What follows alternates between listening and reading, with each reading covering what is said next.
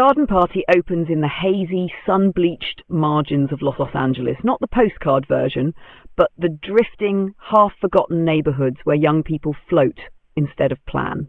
The story follows a small group of young women, mostly late teens and early 20s, who are loosely connected by circumstance rather than purpose. They live together or near each other, bounce between couches, cheap apartments, and parties, and survive on low-paying jobs, favors, and optimism that has not yet been tested hard enough to break. April is the emotional center, though the film resists calling anyone a protagonist. She works as a waitress and spends her off hours wandering the city, observing more than acting. Around her are friends and acquaintances, each trying on versions of adulthood without committing to any of them.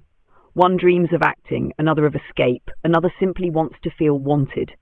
Their conversations are casual, fragmented, often unfinished, mirroring their lives. Nobody delivers grand speeches. Nobody has a roadmap. The film drifts through parties, diners, car rides, and quiet mornings after loud nights. A recurring motif is the garden party itself, literal and symbolic. These gatherings are moments where everyone pretends they belong somewhere glamorous or meaningful. They drink, flirt, and imagine futures that feel close enough to touch. But once the music fades and the guests leave, nothing has actually changed.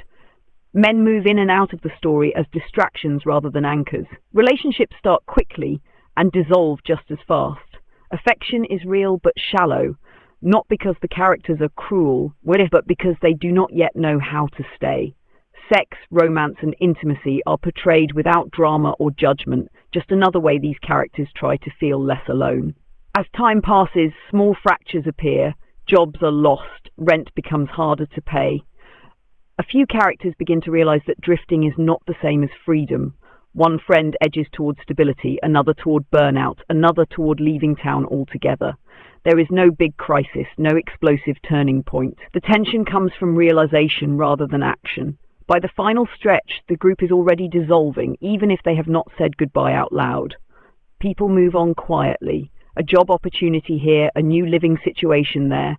The city remains indifferent. The garden party feeling, that temporary illusion of belonging and possibility, lingers but no longer convinces. That's Garden Party. A quiet, sun-dazed portrait of youth on pause, where the absence of a traditional ending is the point.